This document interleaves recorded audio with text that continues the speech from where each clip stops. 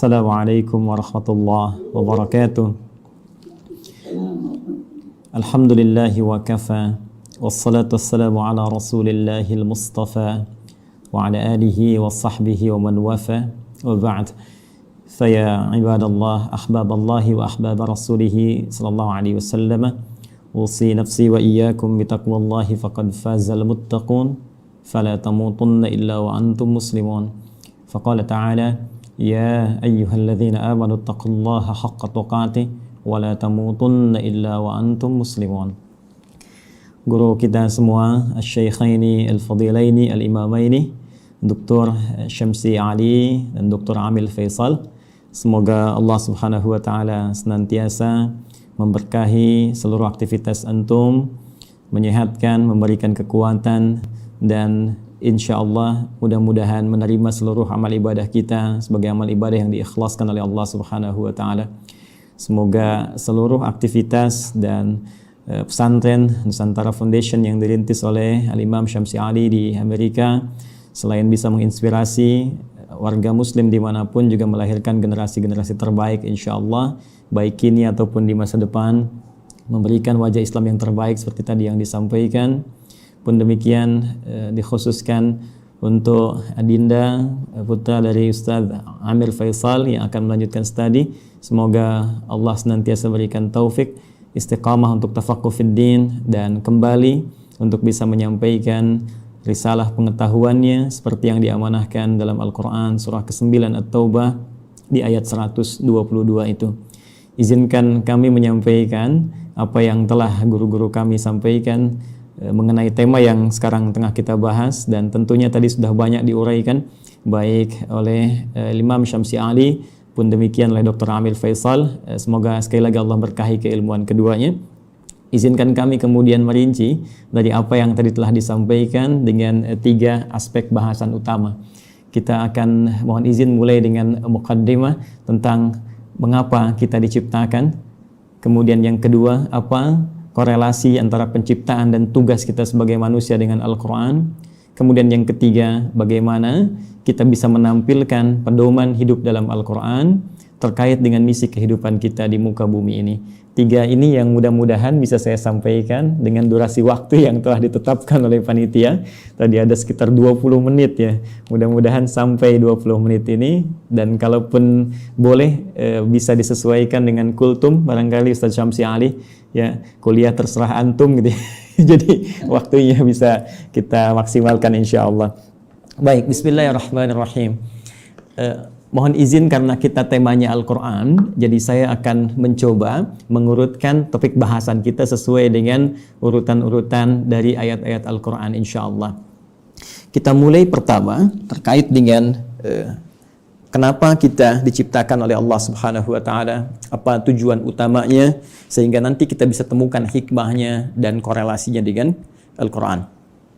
Seperti diketahui bahwa seluruh makhluk yang diciptakan oleh Allah Subhanahu wa taala, baik bernyawa ataupun tidak bernyawa, maka tujuan utamanya, puncak dari misi kehidupannya adalah untuk beribadah kepada Allah Subhanahu wa taala.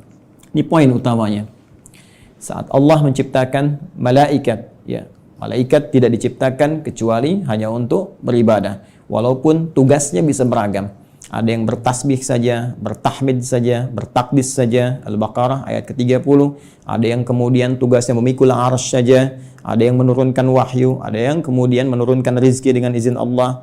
Tapi seluruh puncak dari tujuan penciptaan itu adalah dalam rangka taat kepada Allah Subhanahu wa taala tanpa maksiat sedikit pun. Quran surah ke-66 ayat yang ke-6. La ya'sunallaha ma amarahum wa yaf'aluna ma yu'marun.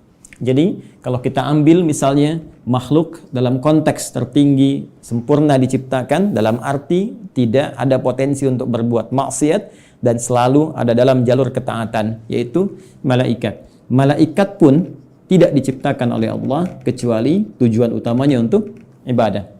Ya, pun demikian kita kembali kepada manusia ataupun juga dengan jin. Kalau kita ingin satukan keduanya, ya, jin tentunya diciptakan sebelum manusia, jadi saya dahulukan ya, setelah malaikat kemudian jin, saya dahulukan sebelum manusia. Quran surah ke-15 Al-Hijr ayat ke-27. Wal janna khalaqnahu min qablu min naris samum. Ya, sedangkan jin itu kata Allah kami ciptakan sebelum manusia dari materi yang berbeda, dari api yang menyala-nyala. Baik, pun demikian dengan manusia setelahnya. Ya, wa idz qala rabbuka lil malaikati inni khaliqum basyara. Ketika Allah firmankan kepada para malaikat yang sudah tercipta sebelum manusia, pun sebagian kalangan jin yang hadir pada saat itu, kami akan mencipta makhluk baru, bukan malaikat, bukan jin, tapi bashar. Ya, satu dari 5 nama manusia yang umumnya disebutkan dalam Al-Quran pokoknya. Ya, bashar 35 kali disebutkan dalam Al-Quran, menunjuk pada sifat nafsunya. Ins disebutkan 18 kali berpasangan dengan jin, menunjuk pada sifat penampakan dan kelembutannya. Insan disebutkan 65 kali dalam Al-Quran, menunjuk pada totalitas aktivitasnya. Pun demikian dengan An-Nas disebutkan setidaknya 241 kali dalam Al-Quran, menunjuk sifat sosialnya. Dan Bani Adam ya disebutkan setidaknya 7 kali dalam Al-Quran, menunjuk genealogisnya yang tersambung pada Nabi Adam alaihissalam. Jadi manusia ketika difirmankan oleh Allah kepada malaikat dan jin, ya wa idz qala rabbuka lil malaikati inni khaliqum basyara. Ya. Jin dan manusia ketika diciptakan tidak lepas dari fungsi ini. Ya, ditegaskan di Quran surah ke-51 digabungkan ayat ke-56. Ya, paling kanan sebelah atas di mushaf standar Allah berfirman, "Wa ma khalaqtul jinna wal insa illa liya'budun." Ya, dan tidaklah aku ciptakan jin dan seluruh manusia itu kecuali tujuan puncak pokok ya. Tujuan penciptaan itu adalah supaya mereka menjadikan seluruh aktivitasnya sebagai ibadah kepadaku, kata Allah. Ingat harakat akhir di ayat ini bukan pakai fathah. Ya, ya'buduni bukan ya'buduna. Ya, fi'il mudhari'nya di sini berharakat fathah, tapi di sana nanti ada ya yang menunjukkan kepada Allah. Ya, kemudian untuk takhfif dia dihilangkan diganti dengan harakat kasrah. Jadi jelas Allah memberikan kesan yang tegas bahwa seluruh fungsi penciptaan manusia tiada lain seluruhnya dalam rangka beribadah kepada Allah Subhanahu wa ta'ala. Nah, yang menarik adalah ketika Allah mendeklarasikan dan menginformasikan tentang khususnya manusia ya dalam konteks tugasnya untuk beribadah ini, maka diperjelaslah oleh Allah mengenai tempat dan misinya di mana dia akan beribadah. Kemudian seperti apa misi yang akan diemban. Jadi sangat menarik ya, itu disebutkan di Quran surah kedua Al-Baqarah di ayat ke-30 ya, paling kiri sebelah atas di mushaf standar. Ya, Allah berfirman, perhatikan kalimatnya ini sangat indah sekali. Antara penciptaan, pengenalan manusia kepada jin dan malaikat dengan pemberian tugasnya itu dibuka dengan kalimat yang sama, diksi yang serupa, tapi untuk menunjukkan makna yang berbeda. Ya, ingat, karena di Quran tidak ada pengulangan. Ya, ketika disebutkan yang seperti itu, yang serupa, maka kaidah tafsirnya, ya Dr. Amir Faisal, Ustaz Syamsi Ali lebih mengetahui, ya taksisan li ma'nan jadid. Ini untuk pengantar kepada makna yang baru, yang tidak sama dengan sebelumnya. Baik, di Quran surah ke-15, ayat ke-28, ketika Allah mencipta manusia digunakan diksi wa idz qala rabbuka lil malaikah.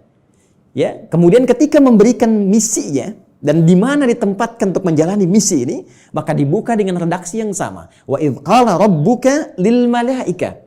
Seakan-akan ingin mengesankan bahwa, hei, saking dahsyatnya penciptaan manusia ini, saking dahsyatnya misi manusia ini, jadi bukan hanya penciptaannya, ya penciptaan manusia ingin menunjukkan tentang dibawanya misi yang sangat agung, sangat dahsyat, sampai-sampai malaikat yang sempurna pun tak berbuat maksiat mesti mengetahuinya.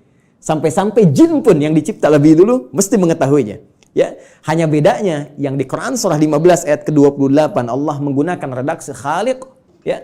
Karena itu kita menyebut Allah dengan sang khaliq, diambil dari diksi Al-Qur'an. Inni khaliqum basyara, mencipta yang tak pernah ada, ya. Sebelumnya, mencipta yang tidak bersandar pada bahan yang ada sebelumnya, beda dengan sifat makhluk yang tercipta.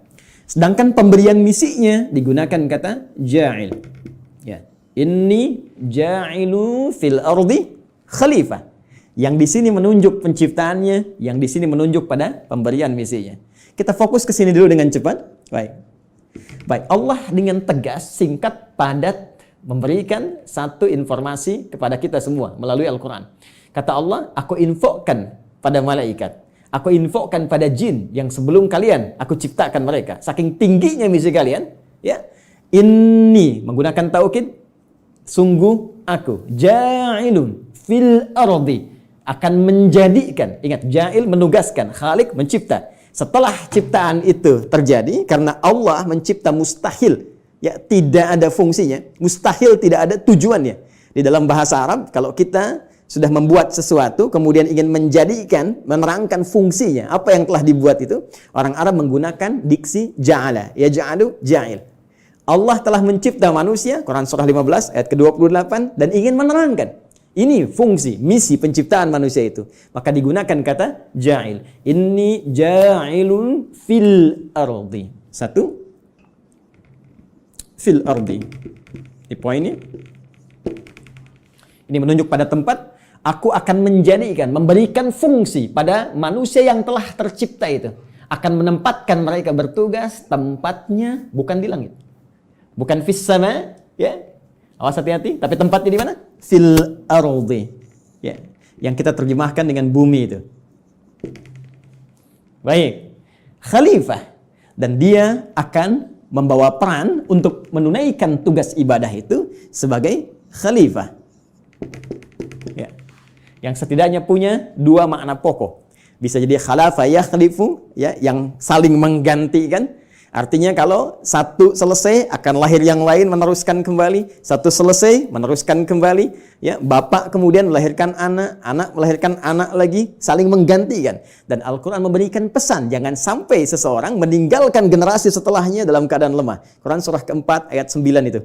Wal yakhshal ladzina law taraku min khalfihim dzurriyyatan dhi'afa khafu 'alaihim. Karena itu siapkan generasi terbaik untuk saling menggantikan membawa tugas di bumi. Nanti kalau ada bahasan yang lebih luas, kita belajar khusus tentang tema ini. Ya, nanti Allah kasih satu surah khusus yang bukan nabi, bukan rasul, ya, manusia seperti kita, supaya kita tidak berkata ini kan nabi, ini kan rasul. Jadi Allah berikan satu surah yang bukan nabi, bukan rasul, tapi bisa membentuk generasi yang terbaik setelahnya. Yaitu surah ketiga, surah Ali Imran. Imran bukan nabi, Imran bukan rasul, tapi nanti menikah dengan Hannah seperti kita ketahui, melahirkan Maryam. Dan Maryam saat dididik disiapkan, itu nanti bisa jadi pribadi yang lebih baik dibandingkan dengan ibundanya dan ayahandanya. Karena itu Anda temukan surah Maryam surah ke-19, tapi Anda tidak temukan surah Hannah. Ya. Tapi bagaimana keduanya mendidik supaya lahir generasi lebih baik dari orang tuanya. Maryam melahirkan Isa. Isa alaihi salam lebih baik dibandingkan ibu dan kakek neneknya. Ya. Jadi demikian fitrah dalam Al-Quran. Setiap ada generasi mesti lebih baik daripada yang sebelum-sebelumnya. Bapaknya hafal Al-Quran, anaknya hafal Quran dan paham tafsirnya. Ya, anaknya hafal Quran dan tafsir, cucunya paham sampai hadis dan fiqihnya. Demikian seterusnya. Baik. Kembali ke sini. Pun demikian khalifah, ya, selain punya arti menggantikan juga bisa berarti pemakmur. Ya. Pembangun dalam semua nilai-nilai kebaikan. Ya, singkatnya, ditugaskanlah kemudian di bumi. Ini tugasnya. Akan saling menggantikan sampai kehidupan dunia berakhir. Dan ditugaskan dalam rangka ibadah ini untuk memakmurkan kehidupan di muka bumi sesuai dengan apa yang telah Allah tetapkan. Secara singkat diberikan pelatihan kemudian di satu tempat, ya, yang disebut dengan Al-Jannah itu di Quran surah ke-2 Al-Baqarah ayat ke-35. Sebelum turun ke bumi, sebelum membawa misi ini, maka ditugaskanlah sementara waktu diberikan pelatihan, ya, di Quran surah ke-2 Al-Baqarah ayat 35. Wa qulna ya Adamu uskun anta wa zaujukal jannah. Secara langsung ditugaskan pasangan Adam dan Sayyidah Hawa alaihi wassalam. Silahkan keduanya dimasukkan oleh Allah Subhanahu wa taala untuk diberikan pelatihan sebelum diturunkan untuk bertugas ke bumi. Silahkan masuki al-jannah ini, sering terjemahkan dengan surga, oke? Okay? Tapi mohon dicatat, surga ini bukan surga yang kelak kita akan masuki. Ya, karena yang kelak kita akan masuki itu jelas keterangannya, mala ainan ra'at wala udhunun sami'at wala khatara ala qalbi bashar. Enggak pernah terlihat, enggak pernah terdengar, ya. Ya, dari kisah-kisah kita manusia, enggak pernah terfikirkan seperti yang kita lamunkan. Baik. Dan yang paling menarik, tidak ada perintah dan larangan lagi, semua kenikmatan. Ya, tidak ada perintah dan larangan lagi, semua kenikmatan. Jadi Ustadz Amir Faisal jangan terlampau soleh, nanti cita-cita masuk surga masih pengen tahajud bisa. Jadi semua kenikmatan, ya. Tapi di sini tidak. Di sini ada ujian. Wala taqraba hadhihi syajarah fatakuna minadh dhalimin. Ya, jangan coba-coba engkau dekati pohon ini, ujian pertama. Jadi disebutkan perintah kalau dikerjakan melahirkan kenikmatan, fakula minha ragadan haitsu syi'tuma. Kemudian diberikan larangan. Ini perintah, ada larangan. Dan inilah nanti yang akan kita bawa dalam kehidupan di muka bumi. Di bumi itu cuma dua, kalau enggak mengerjakan perintah, meninggalkan larangan, selesai. If'al wala taf'al. Do it, leave it. Ya, cuma dua ini saja. Baik, kemudian diperkenalkan, ini tantangannya. Ada nanti iblis yang mulanya dari kalangan jin, ayat 34-nya berbicara tentang iblis. Ayat Quran surah ke-18 Al-Kahf, ayat ke-50 ya, menerangkan genealogis iblis itu dari jin yang bermaksiat, fasik ya. Wa idz qulna lil malaikati isjudu li adama fasajadu illa iblis kana minal jinni fa fasaqa an amri rabbi. Ya, ketika dia mulai fasik disebut dengan iblis. Ketika dia mulai menggoda, mewariskan kefasikannya disebut dengan syaitan. Karena itu diperkenalkan oleh Allah, ya, ini menjadi syaitan di ayat ke-36-nya. Fa'azallahumash syaitan. Setelah tuntas kemudian diberikan bekalnya, di training dulu, kan? Diberikan pelatihannya, diperkenalkan musuhnya. Ini yang harus dikerjakan, ini yang harus ditinggalkan, ini yang akan dibawa nanti dalam kehidupan di bumi. Setelah siap itu semua, teman-teman sekalian, barulah diturunkan Adam alaihissalam beserta Sayyidah Hawa alaihissalam, keduanya untuk memulai tugasnya di bumi. Baik. Dan kisahnya dimulai di sini. Quran surah kedua. Saya langsung ayat 38. Baik. Saya melompat sedikit ke kisah antara bagaimana perjuangan Adam alaihissalam melawan iblis atau syaitan itu. Saya langsung lompat dulu saja untuk mempermudah dan mempercepat kita sampai pada kuota waktu kita. Baik. Quran surah kedua. Ayat 38. Ya, paling kanan sebelah atas di mushaf standar bagi teman-teman yang terhubung dan membuka mushaf, ya. Perhatikan baik-baik. Qulna bitu minha jami'a. Sekarang sudah saatnya, kata Allah, kami firmankan. Dan kalimatnya menggunakan ta'zimin nafsi. Nah, ya, itu selalu memiliki dua makna setidaknya dalam bahasa Arab. Nah, singkatan dari nahnu. Kalau dinisbatkan kepada Allah Subhanahu wa taala, tentunya seperti kita ketahui, memiliki dua makna utama. Satu, ta'zimun nafsi, menunjuk pada keagungan Allah Subhanahu wa taala, puncak keagungannya. Kedua, ta'zimus sya'ni, menunjuk pada dahsyatnya informasi yang akan disampaikan. Jadi saking dahsyatnya misi yang akan dibawa oleh Adam dan Hawa alaihi wassalam sebagai khalifah di muka bumi, Allah sampai menggunakan keagungan zatnya. Ya, jadi ini misi agung.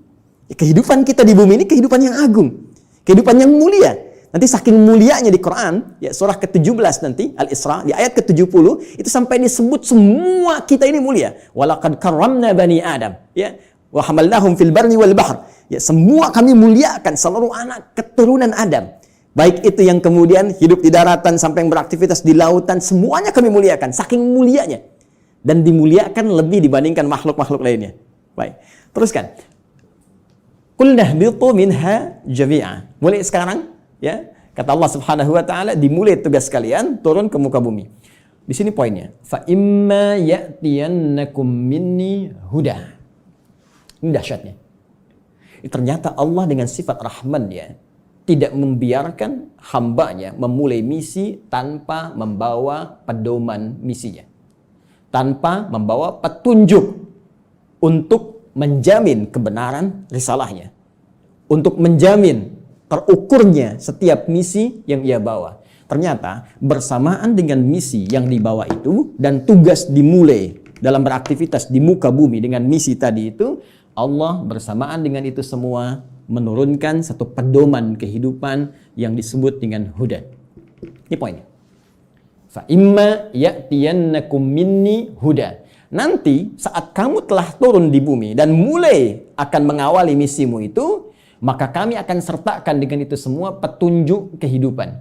Ingat, hudan kalau disebutkan, saya telah gali diksi ini, ya, dari bahasa Arab, termasuk penyebarannya di Al-Quran, derivasinya, ragamnya, ini Masya Allah, ini bukan hanya diartikan dengan petunjuk, tapi bisa berarti jalan menuju kemudahan, bisa diartikan jalan menuju kesuksesan, bisa diartikan solusi dari segala kesulitan, bisa diartikan jalan untuk membuat kita bahagia dalam ibadah. Secara singkat, kalau kita kumpulkan diksi hudan dalam Al-Quran, secara singkat seluruh arahnya itu mengarah kepada pedoman kehidupan.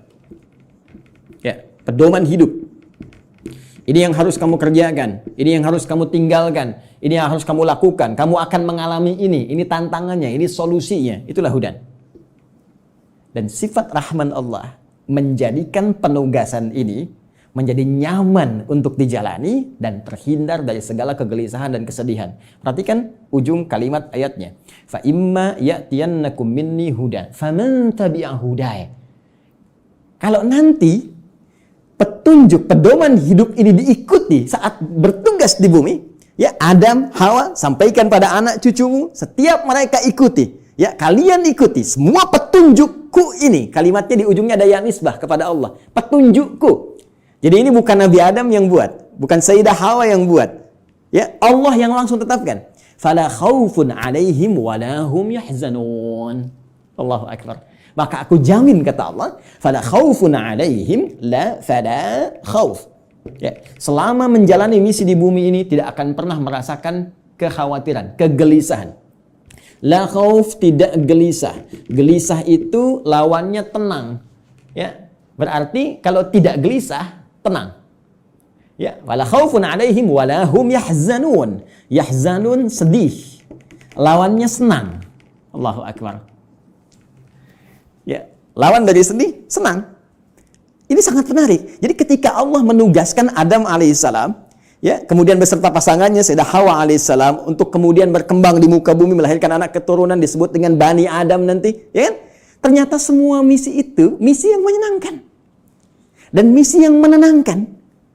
Jadi kalau dibawa ke rumah tangganya senang, tenang. Dibawa ke kantor, di kantor tenang, senang. Dibawa ke tingkat kehidupan sosial, senang, tenang. Jadi ternyata tugas di bumi ini tugas yang menyenangkan. Tugas yang menenangkan, menenangkan dan menyenangkan. Jadi kalau ada orang yang hidup di bumi selalu gelisah, ya selalu merasa tidak senang, ini menunjukkan boleh jadi kehidupan ini tidak disertai dengan pembacaan pada pedoman hidupnya. Ini yang disebut dengan hudan. Nah, teman-teman sekalian, menariknya setiap berganti generasi. Ya, karena Adam itu alaihissalam selain nabi, beliau juga manusia. Ya, nabi punya fitrah kenabian, manusia punya fitrah kemanusiaan. Baik, karena setiap nabi itu manusia, maka manusia punya fitrah kemanusiaan. Di antara fitrahnya pasti mengalami kematian, wafat. Setiap yang berjiwa pasti wafat. Quran surah ke-3 Ali Imran ayat 185. Kullu nafsin dha'iqatul maut. Semua, bukan satu dua orang, seluruh umat bahkan ada kuotanya, ada batasnya. Ya, batas kematian disebut dengan ajal. Quran surah ke-7 Al-A'raf ayat 34. Walikulli ummatin ajal. Fa idza jaa ajaluhum la yastakhiruna sa'atan wa la yastaqdimun. Bahkan semua punya batas hidupnya.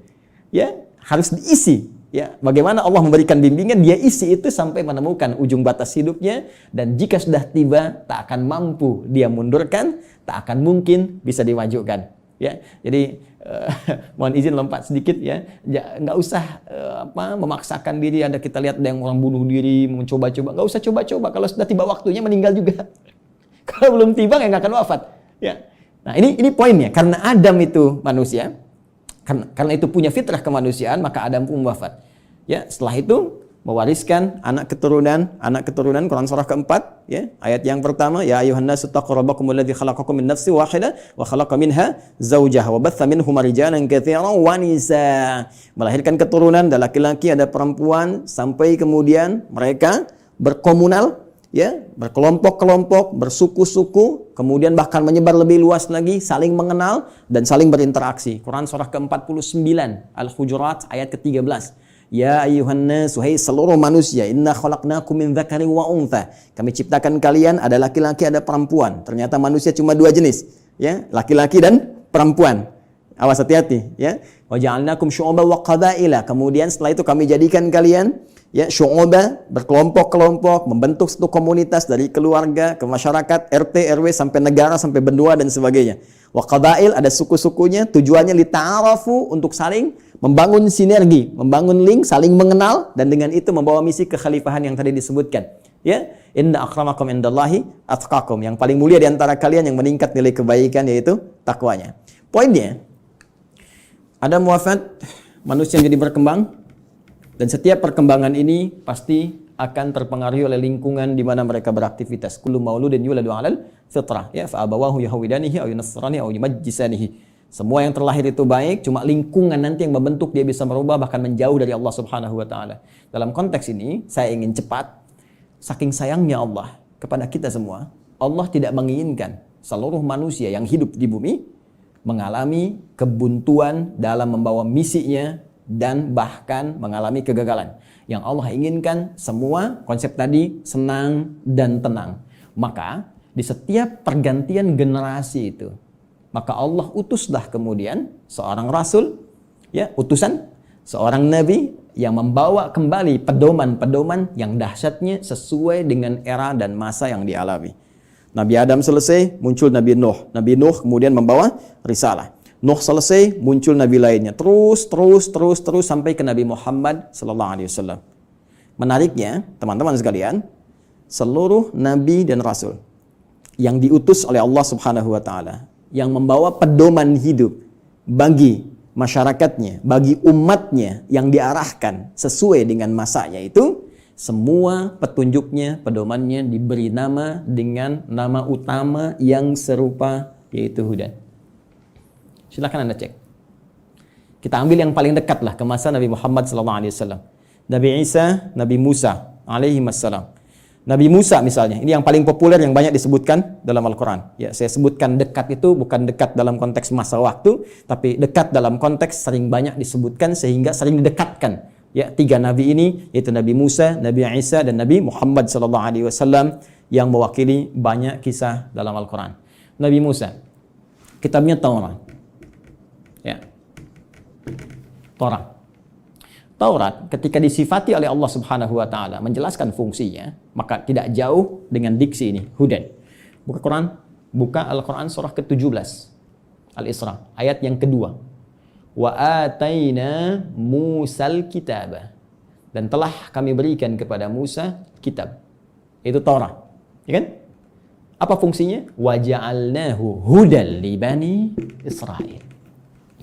Dan kami jadikan Taurat itu isinya adalah pedoman kehidupan bagi Bani Israel. Karena Nabi Musa diutus hanya satu kalangan saja, komunitas tertentu saja. Di kalangan Bani Israel, maka pedomannya dikhususkan untuk itu. Jadi nanti yang menariknya dalam satu era, itu bisa ada misalnya 2 rasul diutus. Ya, karena distriknya beda. Ya. Seperti kisah Nabi Ibrahim dengan Nabi Lut misalnya ya.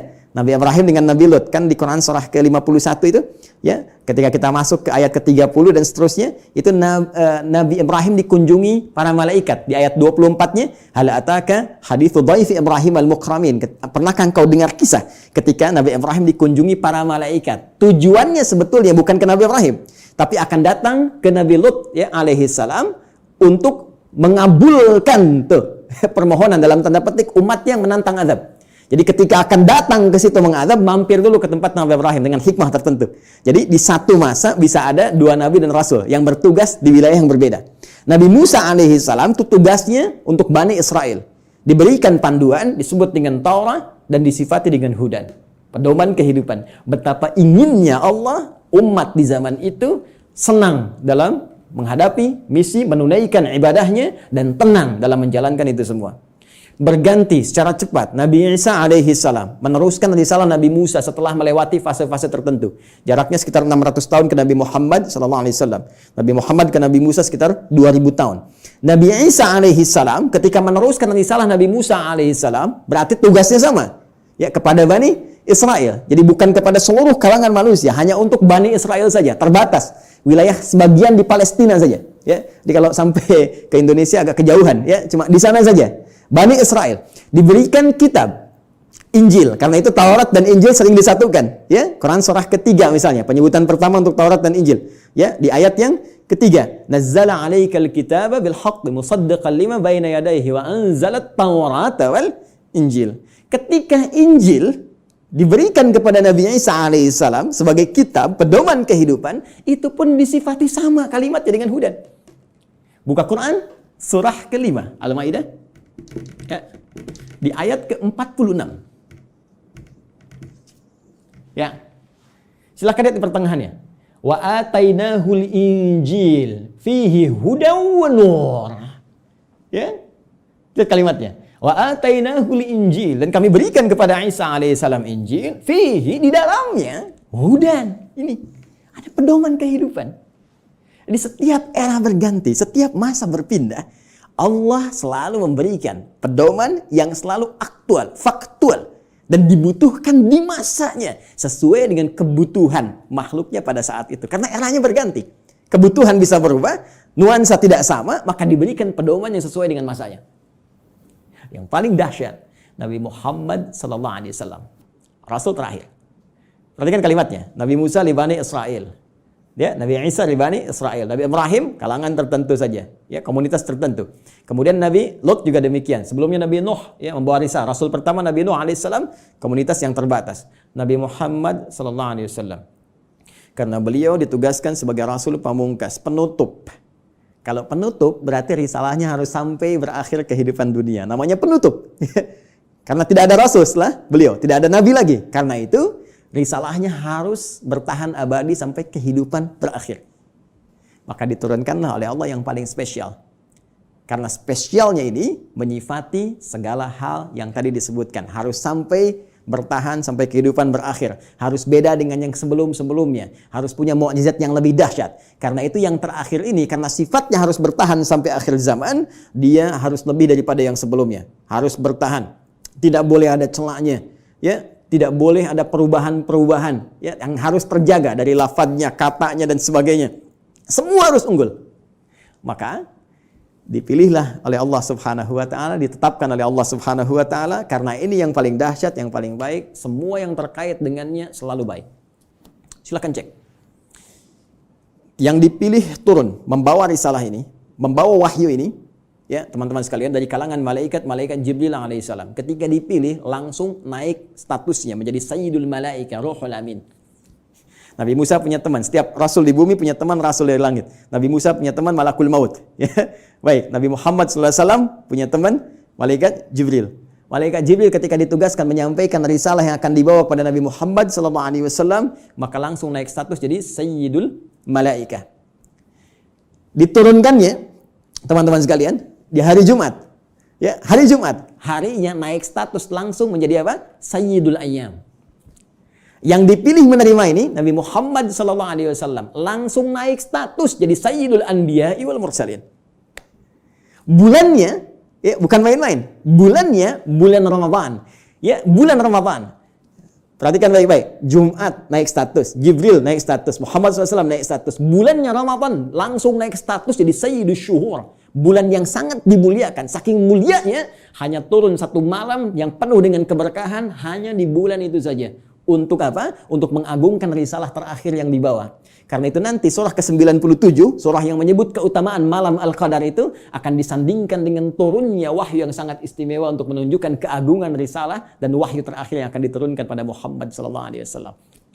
Tiada lain, tiada bukan, itulah Al-Quran.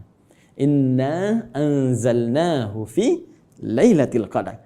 Ya, sungguh dengan segala keagunganku aku akan berikan informasi yang sangat dahsyat. Inna, aku tegaskan, aku kuatkan, ya, anzalnahu fi Lailatul Qadar. Kami turunkan Al-Qur'an itu di malam Al-Qadar. Baik, teman-teman sekalian, fokus di sini. Apa kaitan Al-Qur'an dengan hudan itu? Kita kuatkan kembali dengan Quran surah kedua ayat 185. Paling kiri di pertengahan di mushaf standar. Ya. Quran surah kedua ayat 185. Karena yang paling dahsyat, ya, karena ini yang paling istimewa, dan untuk seluruh manusia tanpa batasan, maka redaksinya mesti beda. Perhatikan kalimatnya. Syahrul Ramadan alladzi unzila fihil Quran. Ya, di bulan Ramadan yang kalian menunaikan puasa itu, saat itulah diturunkan Al-Quran. Tadi kita katakan, kita sepakati Al-Quran turun di bulan yang sangat mulia yaitu Ramadan. Quran surah kedua ayat 185. Allah perkenalkan nama kitab, wahyu, pedoman hidup yang diturunkan pada Nabi yang paling istimewa untuk semua manusia sampai akhir zaman, yaitu Al-Quran. Apa tujuan Al-Quran diturunkan? Teruskan ayatnya. Hudal linnas. Tetap tidak akan terpisahkan dari diksi ini, hudan. Dan dahsyatnya bukan li bani kada, li umat kita. Linnas.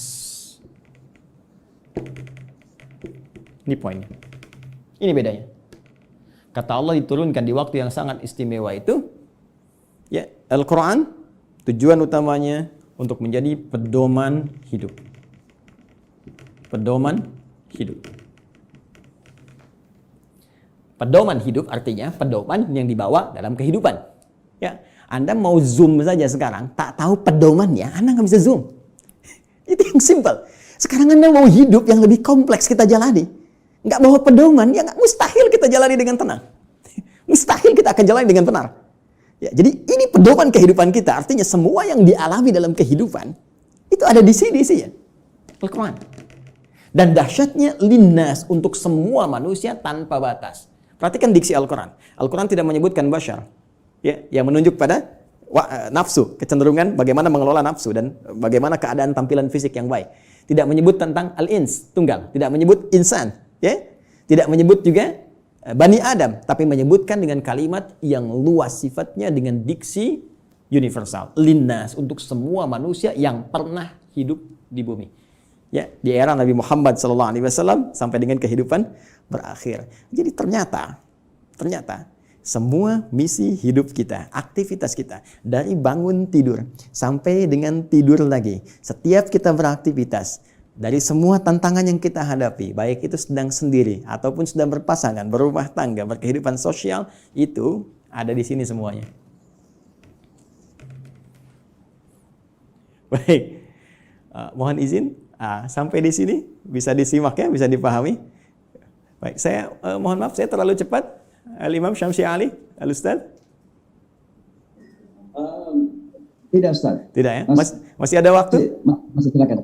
Masih, Ustaz, masih. Oh, masih. Karena ini baru mukaddimah ini. Fadhal, Ustaz. Fadhal ini semakin haus. Baik, mohon maaf Mbak Ima ya, ini baru mukaddimah ini, kita belum turunkan jadi pedoman. Ya, baik, jadi sampai di sini teman-teman sekalian kita bisa memahami bahwa ternyata semua isi kehidupan kita ada di sini. Ya, silakan kalau tidak percaya kita cek. Ya, mohon izin nggak perlu dicatat ya, karena ini direkam nanti bisa diulang kembali. Saya baca dengan cepat karena keterbatasan waktu. Ya, bahkan kita dari sejak mulai terlahir sampai kita wafat, sampai pasca wafat, itu semua diinfokan di sini. Ada semuanya. Dan silahkan bandingkan dengan kitab apapun yang ada di muka bumi sampai dengan saat ini. Tidak akan ada yang pernah seperti Al-Quran. Ya, saya berikan 3 saja yang sangat menarik ya. Pertama, seluruh hal yang akan kita alami sudah dirangkum dengan sempurna dalam Al-Quran dan nanti dijelaskan detailnya oleh Nabi Muhammad SAW. Nanti bagian terakhir saya kaji dan kita akan sama-sama nikmati bersama. Ya, saya beri contoh misal. Mohon maaf, sejak masa dalam kandungan itu Al-Quran sudah menerangkan ya bagaimana proses yang terjadi dalam kandungan. Detail secara fisiknya, secara umum disampaikan di Quran misalnya surah ke-22 di ayat yang kelima. Bahkan pergerakan janinnya secara umum ya, dari mulai kandungan lemah ke berat sampai diisi apa doa yang harus dibacakan, apa yang harus dilakukan supaya nanti bayinya terlahir dalam keadaan baik. Disebutkan di Quran surah ke-7 ayat 189. Bahkan diberikan bocoran antara hubungan kita membangun komitmen dengan Allah yang akan menuhankan Allah sejak saat ruh kemudian ditanamkan sampai kita terlahir sampai wafat. Quran surah ke-7 ayat 172. Ketika terlahir apa yang pertama kali diberikan oleh seorang ibu? ASI pun diberikan dengan tegas langsung. Ya, di Quran surah kedua ayat 233, wal walidatu yurdina auladahunna haulaini kamilaini. Ya, bapaknya dikasih, nih, ini tugas pokok bapak yang baru punya anak. Ini yang harus dikerjakan, ini ibu yang harus dilakukan. Ya, kemudian bergerak dari situ, diberikan pendidikan dini supaya membangun kedekatan dengan Allah, baik terhadap kedua orang tua, punya akhlak yang mulia. Quran surah ke-31 dari ayat 13 sampai dengan ayat 19-nya. Dari situ dia mulai belajar bagaimana cara belajar yang baik, bagaimana memahami, bagaimana bisa kembali mengajarkan itu kepada masyarakatnya. Quran surah ke-9 ayat ke-122. Kemudian diberikan sifat, jangan sampai dia belajar lupa dengan Tuhannya, harus seimbang antara iptek dengan imtaknya. Itu ada di Quran. Teman-teman sekalian, di surah Al-Mujadalah, ya. di ayat yang ke-11. Kemudian setelah itu dia berkembang lagi. Ya, dia mencari lagi. Kadang-kadang ada yang pergi ke tempat lain, mengenal suasana yang berbeda, bertemu dengan orang banyak, bersuku-suku, bisa merantau ke berbagai tempat. Quran surah ke-49, ayat yang ke-13. Setelah itu tiba-tiba dia mengenal seseorang ya untuk mendapatkan pasangannya. Boleh, karena setiap kamu dicipta berpasangan. Quran surah ke-51 ayat ke-49. Bagaimana mengenal pasangannya? Diarahkan oleh Allah. Hei, jangan lama-lama. Kalau sudah kenal, lamar dia. Berikan ya bagian yang terbaik untuk maharnya. Quran surah ke-4 ayat ke-4. Lakukan pernikahan. Quran surah ke-30 ayat ke-21. Bahkan saat akan menikah pun dijelaskan oleh Allah. Nanti kamu belajar dulu di rumah tangga supaya nggak kaget. Ini tugasmu laki-laki begini, tugas perempuan begini. Quran surah ke-4 ayat 34. Bahkan kalau ada persoalan begini cara menyelesaikannya sampai di ayat ke-35-nya. Kemudian diberikan tugas, ayah, kamu akan mulai mencari nafkah. Begini cara mencari nafkah yang standar. Quran surah kedua ayat 168. Kalau kamu ingin cepat, baru bergerak sedikit, rezekimu diberikan keberkahan. Quran surah kedua ayat 172. Kalau kamu belum bergerak, mengamalkan amalan ini, Allah berikan kemudahan rezeki kepadamu. Quran surah ke-7 ayat ke-96. Tapi jangan khawatir, ketika engkau bisa mensyukuri semua nikmat itu akan tambah nikmatnya. Quran surah ke-14 ayat ke-7. Tapi kamu jangan lupa, kamu bekerja mungkin akan mengalami tantangan. Ada yang tidak suka, ada yang akan menyingkirkan, menyungkurkan, ada tantangannya. Ya, pelajari dengan sempurna. Ini loh secara umumnya dari mulai ringan sampai berat. Quran surah kedua ayat 214. Ya, kemudian rinciannya Quran surah kedua ayat 155 sampai 157. Cara menyelesaikannya Quran surah ketiga ayat 142. Kalau kamu bekerja, kamu lelah, tiba-tiba kemudian kamu sakit, merasa nggak enak, nyaman, ada zikir Nabi Ibrahim, Quran surah ke-26, ayat ke-80. Kalau penyakitnya berat, kata dokter mustahil sembuh, nggak ada yang mustahil. Amalkan zikir Nabi Ayub, saya sembuhkan seperti saya sembuhkan Ayub. Quran surah ke-21, ayat 83 sampai 84. Tugas seorang istri, ya, bisa merawat anaknya. Kadang-kadang tidak mudah itu semua. Ada yang berkata, bagaimana mendidik dengan baik? Quran surah ke-17, ayat 23 sampai dengan ke-27-nya. Sampai mereka dewasa, sampai usia 40 tahun, masih diberikan amalan untuk bakti pada kedua orang tuanya. Quran surah ke-46 di ayat yang ke-15. Sampai kemudian hidup lebih jauh lagi. Sampai tiba-tiba ada dalam keadaan pikunnya. Ya, Quran surah ke-22 ayat yang ke-5 itu di bagian bawahnya. Sampai kemudian setelah itu dijelaskan oleh Allah. Kalau kamu akan nanti wafat, pasti kamu wafat. Siapkan cara wafatmu supaya indah. Kamu hidup untuk tenang. Wafat pun harus tenang. Turun Quran surah ke-89 ayat 27 sampai 30. Ya ayat Tuhan nafsul mutmainnah. Kamu saya berikan hidup di dunia untuk tenang. Wafat pun harus tenang. Ya, kemudian setelah itu apa yang terjadi? Anda akan mengalami situasi di alam kubur, dijelaskan lagi. Ya, bahkan jelas. Afala ya'lamu idza bu'thira ma fil qubur. Setelah itu disampaikan situasi di dalamnya. Bisa kamu siapkan sejak di dunia. Ini loh yang paling bagus. Ada layanan dengan semua keberkahan, kenikmatan. Sampai-sampai dia akan menyampaikan kepada orang yang belum wafat. Kalau bisa kerjakan ini, kalau mampu kerjakan supaya kamu cepat nyusul. Di sini enak, lebih enak daripada di situ. Quran surah ketiga ayat 169 sampai dengan 172. Bahkan setelah itu terjadi apa? Dijelaskan lagi. Teman-teman sekalian, muncul surah Al-Qiyamah surah ke-75. Setelah itu dijelaskan lagi. Ya, mau masuk kemana? Ini yang masuk ke surga, ini turunannya. Surga bersama Rasulullah. Quran surah ke-4 ayat 69. Di taman surga. Quran surah 51 ayat 15 sampai dengan ke-23. Surga yang seluas langit dan bumi. Quran surah ketiga 133 sampai dengan 134. Surga yang kelas biasa tapi nikmat. Quran surah kedua ayat ke-25. Supaya kita membawa persiapan untuk mendapatkan itu semua. Kalau gagal pun dijelaskan lagi. Ya, kalau kamu nanti main-main dengan ini semua, hadapi situasi di alam kubur begini, ada ayatnya. Situasi di hari kiamat begini, ada ayatnya. Sampai dengan muaranya pun ada ayatnya. Karena itu, kalau Anda tidak percaya, silahkan cek. Cuma dalam Al-Quran, semua kegiatan kita diatur dengan sempurna. Dan detailnya dijelaskan oleh Rasulullah SAW melalui petunjuk yang bahkan langsung ditegaskan oleh Al-Quran. Buka Quran surah ketiga, ayat 31. Paling kiri sebelah atas di mushaf. Qul in kuntum tuhibbunallaha fattabi'uni. Katakan Muhammad sallallahu alaihi wasallam, jika mereka hamba-hambaku, umatmu mengatakan serius mencintai aku, mencintai Allah, kan berpegang pada kitab Allah, fattabi'uni, maka ikuti semua petunjuk Rasulullah sallallahu alaihi wasallam. Ya, Nabi diutus, diturunkan untuk menyampaikan risalah Al-Quran secara sempurna. Detailnya seperti apa? Digambarkan oleh beliau. Dan dijamin langsung oleh Al-Quran. Surah ke-33. Ayat ke-21. Laqad kana lakum fi Rasulillahi uswatun hasanah. Uswah bisa dibaca di riwayat Qalun, Warash dengan iswah. Laqad kana lakum fi Rasulillahi iswatun hasanah. Harakat kasrah, harakat dhammah. Kasrah menunjukkan sesuatu yang kecil, ringan, tipis, pecah. Kasrah zujaj, kaca itu pecah sehingga melahirkan pecahan-pecahan yang kecil. Sehingga harakatnya tipis. Dan ya, dhammah, sesuatu yang terkumpul, yang dhammah yang dhammu besar. Ya.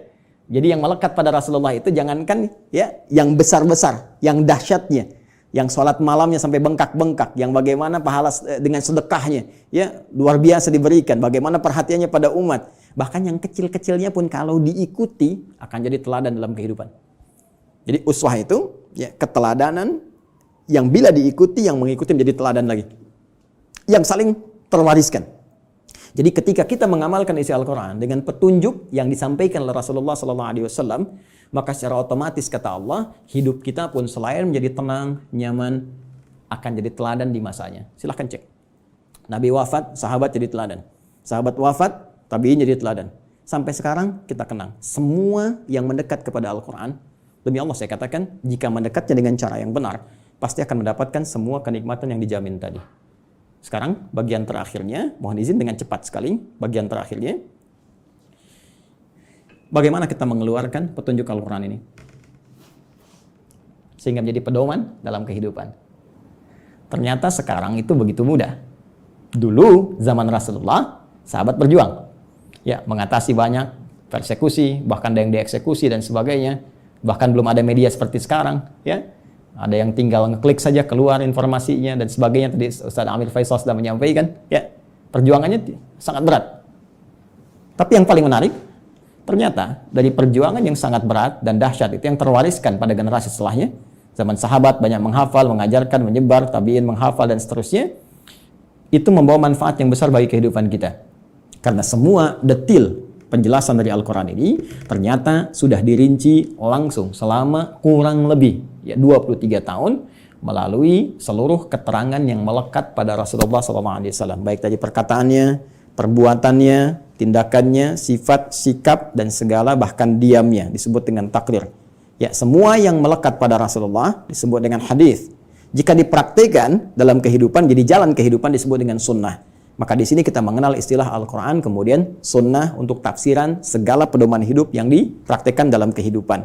Maka teman-teman sekalian, kalau kita rinci penjelasan ini dengan menggabungkan dua saja, menurut langsung perintah Allah Subhanahu wa taala, Al-Quran dan As-Sunnah, kita akan temukan detil pedoman kehidupan kita di sini keseluruhannya.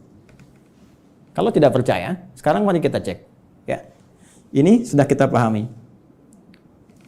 Gambaran pedoman kehidupan umumnya. Detilnya ada di sini. Tadi saya katakan, semua pedoman ini yang terkait dengan keterangan Nabi SAW, kemudian diwariskan pada sahabat, sahabat mengajarkan pada tabi'in, di masa-masa setelahnya, selain ada yang menghafal, ada juga yang menuliskannya. Dan tulisan ini sampai kepada kita, dikenal dengan kitab-kitab hadis. Ya, atau kitab-kitab sunnah, kutubus sunnah atau kutubul hadis. Banyak orang mempersepsikan bahwa kitab-kitab ini hanya bacaan semata. Kalau kita gali lagi, itu Masya Allah. Ya, sampai hari ini saya begitu mengagumi para ulama hadis itu ternyata bukan sekedar mengumpulkan segala yang terkait dengan Nabi, tapi mereka sekaligus menyusun itu semua sebagai pedoman kehidupan untuk kita. Dan dibuat bab-bab sesuai dengan apa yang akan kita jalani dalam kehidupan. Ya. Saya beri contoh misal, yang paling populer, ya Sahih Al-Bukhari. Ya, Sahih Al-Bukhari itu kan nama aslinya, masih ingat? Ya, Al-Jami' As-Sahih Al-Musnad Al-Mukhtasar min umuri Rasulillah sallallahu alaihi wasallam wa sunanihi wa ayyamihi. Ya, coba ulangi. Al-Jami' As-Sahih. Ya, kitab hadis kan umumnya ada 4 kan? Ya, ada Jami', ada Sunan, ada Musnad, ada Mu'jam kan? Ya, dan setiap penamaan ini ada makna. Al-Jami' itu kumpulan yang komprehensif. Umum, sifatnya masih luas, ya, mencakup segala aneka kegiatan. Baik, kalau sudah sunan, itu kitab fikih, ya, hadis yang disusun dengan urutan fikih. Jadi kitab hadis disusun dengan urutan fikih. Sunan Abu Daud, fikih, bab taharah, seterusnya sampai dengan selesai. Taharah, salat, puasa, dan seterusnya. Ya, Musnad disusun berdasar periwayatnya. Anda ingin belajar berapa hadis dari Sayyidah Aisyah, pengen seperti Sayyidah Aisyah, keluarkan dari Musnad Sayyidah Aisyah. Ya, tadi ingin belajar anaknya pintar, keluarkan misalnya Musnadnya Ibnu Abbas radhiyallahu taala anhuma. Mu'jam berdasar urutannya, Mu'jam At-Tabrani misalnya, ya. Baik. Tapi ketika kita baca Al-Jami' secara umum, ya, tuntunan kehidupan dari mulai bangun tidur sampai dengan tidur kembali. Al-Jami' kata Imam Al-Bukhari, Al-Jami', saya susun kitab ini dengan materi yang cukup luas, tuntunan kehidupan yang bersumber dari Nabi. As-Sahih, isinya sahih semua, saya pastikan saya cari. Ya, al-musnad tersusun sanadnya sampai ke Rasul. Si A, si B, si C disebutkan sampai ke Nabi. Al-mukhtasar isinya nggak bertele-tele, langsung kepada esensinya. Ini keterangan dari Nabi-nya. Kalau butuh penjelasan saya jelaskan sedikit. Min umuri Rasulullah sallallahu alaihi wasallam. Saya tuliskan di sini terkait dengan seluruh kegiatan Rasulullah yang bisa saya dapatkan dan saya tuliskan. Karena nanti yang tak mampu Imam Al-Bukhari sampaikan nanti Imam Muslim datang melengkapi. Ya, sehingga disebut sahihain. Muslim meninggal dua, ada yang tidak dapat sampai ke situ, nanti ada Al-Hakim An-Naisaburi, ya, datang kemudian dengan syarat Al-Bukhari dan Muslim menyebutnya Al-Mustadrak. Secara singkat, wa sunanihi wa ayyamihi, dan sunnah-sunnahnya dan kegiatan hariannya selama 24 jam. Teman-teman, pernahkah membuka Sahih Al-Bukhari dan kita lihat ternyata di situ ada 97 pembahasan.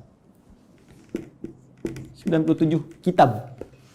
Kalau bahasa kita sekarang bab, dinamakan kitab, di bawah kitab ada bab lagi.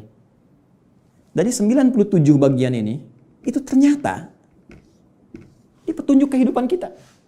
Penjelas dari apa yang Allah sampaikan melalui Rasulullah SAW.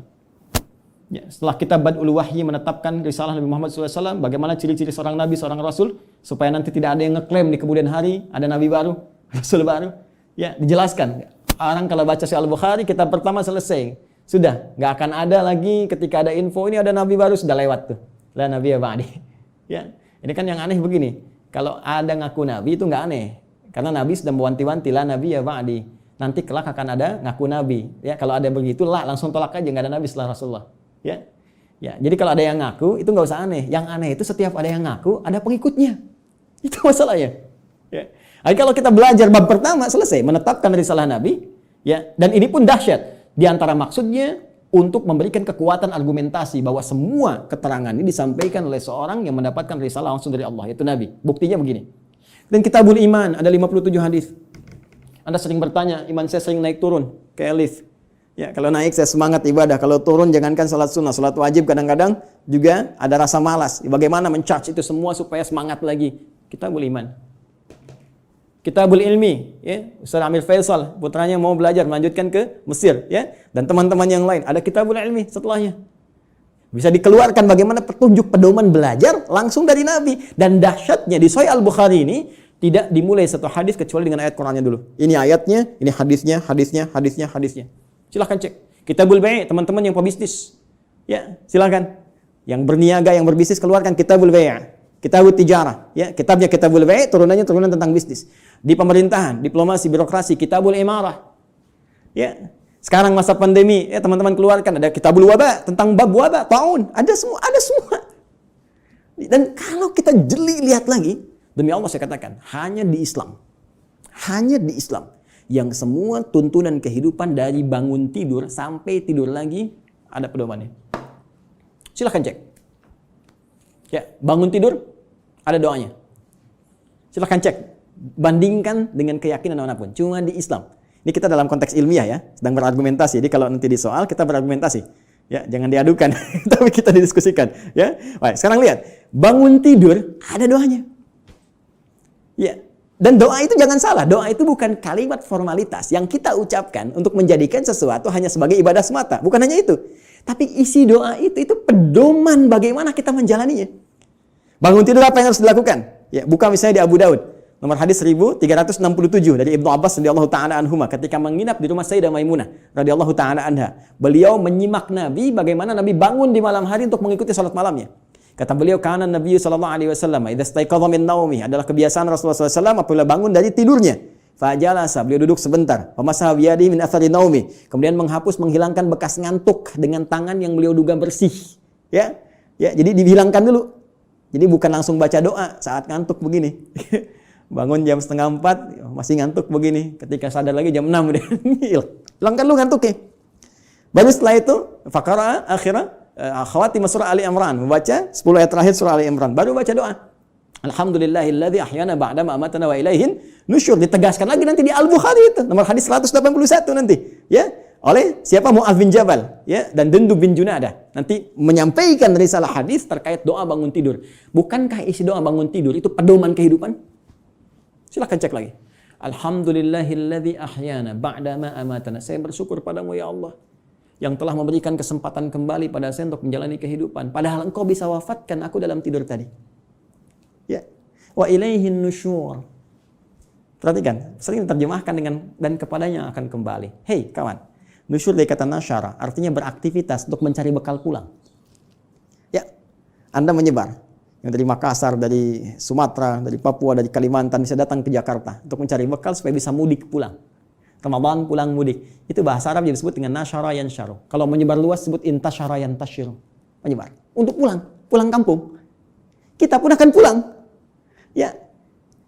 Teman-teman, mudik itu yang kita lakukan setiap tahun, ya kan? Itu kan bahasa Arab jelas. Ya. Waktunya disebut mi'ad, tempatnya disebut ma'ad. Kita itu pulang kepada Allah. Quran surah 3 ayat 9. Innallaha la yukhliful mi'ad. Pasti kita pulang. Allah nggak mungkin menyalahi janjinya. Tempatnya disebut dengan ma'ad, tempat pulangnya. Ibnul Qayyim al-Jauziyah punya kitab Zadul Ma'ad. Kita pasti pulang. Karena itu saat bangun dari tidur kita berjanji kepada Allah, ya Allah, hari ini saya akan cari bekal lebih baik daripada hari sebelumnya. Supaya kalau saya pulang hari ini, keadaan pulang saya lebih baik, ya Allah. Makanya diajarkan sebelum tidur kita evaluasi diri. Nabi evaluasi hari ini apa yang dikerjakan, besok merencanakan. Turun Al-Insyirah surah ke-94 itu, fa idza faraghta fansab ila rabbika faraghab, ya. Disiapkan dari sekarang apa yang mau dikerjakan besok. Ayo teman-teman, saya cek ya. Jangan-jangan selama ini kita pun belum siap mengerjakan apa yang kita lakukan besok. Untuk waktu Indonesia, di Amerika mungkin masih pagi, kan? Saya tanya pada Anda mau baca Quran berapa halaman hari ini? Berapa ayat?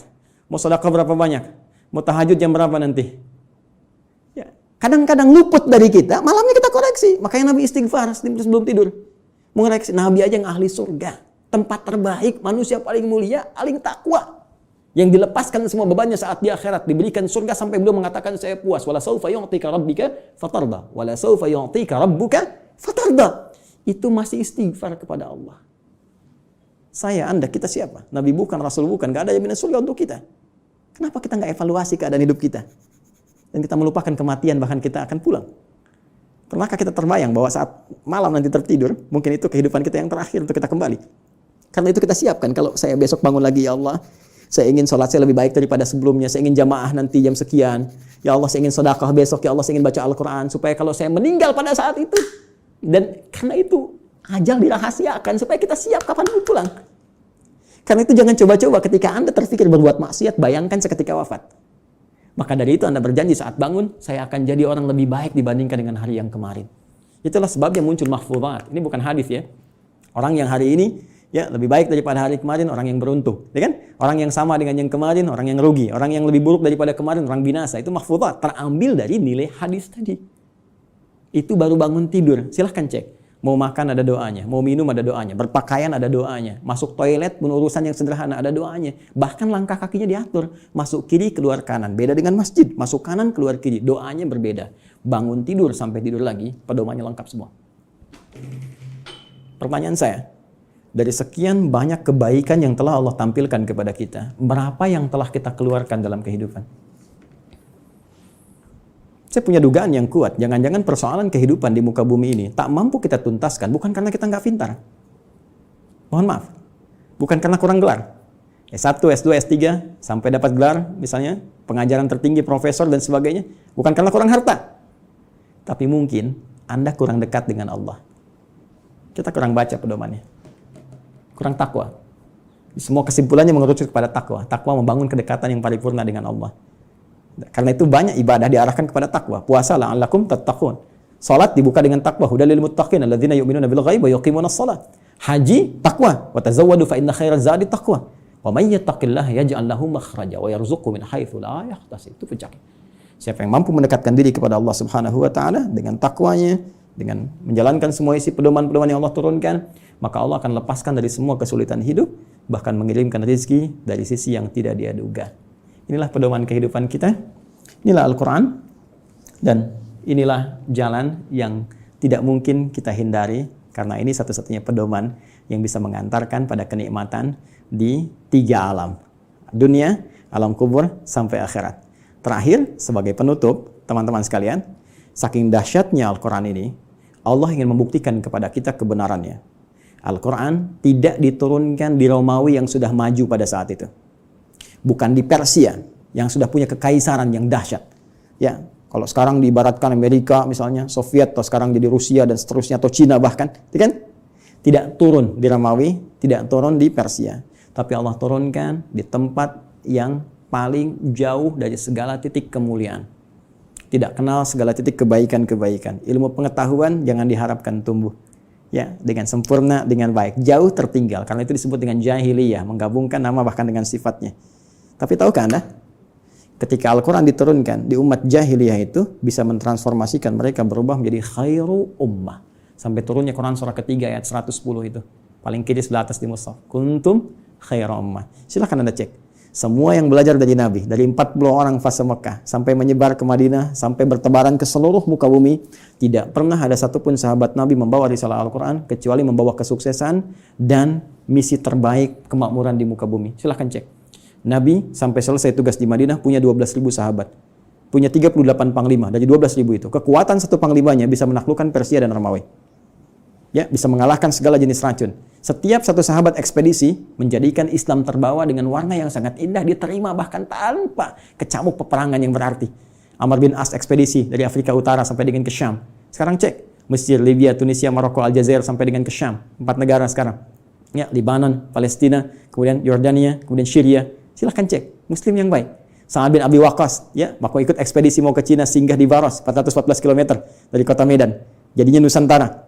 Indonesia, Malaysia, Filipina bagian selatan, Thailand selatan, Brunei Darussalam, ya, Masya Allah Rakhin, sukunya dari Rakhinya itu yang sekarang, semua indah, baik. Di mana kita sekarang? Dan keilmuannya nggak nanggung, silahkan cek. Ya, Al-Ghazali, Al-Battani, Al-Kindi, Al-Farabi, ya, silahkan cek. Semuanya sukses. Jadi mau jadi ilmuwan, sukses. Mau jadi diplomat, sukses. Jadi birokrat, sukses. Semua itu tercantum dalam Al-Quran. Dan satu-satunya kitab yang tidak pernah mengalami perubahan. Zaman Abu Jahal dulu dibaca Alif Lam Mim, sekarang pun tetap Alif Lam Mim. Silakan, strukturnya sempurna, segalanya sempurna. Itulah Al-Quran. Tinggal pertanyaannya, tantangan langsung dari Allah, sejauh mana kita bisa meyakini semua ini untuk menerapkan pedoman tadi, mempelajarinya, mengamalkannya dalam kehidupan kita sesuai dengan kebutuhan kita. Membaca, baik. Memahami, mulia. Menghafalkan, dahsyat. Tapi intinya, tidak harus dituntut untuk bisa memahami seluruh isinya. Cukup Anda sekarang, maaf sekali, yang pokok apa? Bawa itu semua. Sekarang tugas dunianya apa? Passionnya apa? Keluarkan petunjuknya, lihat Qurannya, lihat hadisnya, dalami itu, amalkan. Setelah itu, perhatikan. Bedakan rasanya, rasakan bedanya, pasti akan terasa bedanya. Dan dahsyatnya Al-Quran bisa menjadikan tausiah yang 20 menit sampai 60 menit. Baik, saya kira itu dulu sebagai pengantar. Ya, Ustaz Syamsi Ali, maafkan saya kalau terlampau luas waktu yang saya gunakan. Mudah-mudahan ada manfaat yang didapatkan. Nanti kalau lain waktu kita bisa ketemu kembali, kita akan belajar tentang cara langsung dari Al-Quran, bagaimana menanamkan Al-Quran dalam diri kita supaya mudah dibawa dalam kehidupan. Karena jangan salah, ini ahli Quran pun dibagi 3 lagi nanti di Quran surah ke-35 Fatir di ayat yang ke-32. Ada orang ahli Quran zalim, wa minhum zalimun li nafsi. Ada yang paket hemat, bisa untuk dirinya belum bisa berbagi. Wa minhum muqtasid, ya, dan yang terbaik bagaimana ahli Quran menebar kebaikan di sekitarannya. Ya, wa minhum sabiqun bil khairat biidznillah. Terima kasih, semoga bermanfaat. Subhanakallahumma wabihamdika asyhadu an la ilaha illa anta astaghfiruka wa atubu ilaik. Assalamualaikum warahmatullahi wabarakatuh.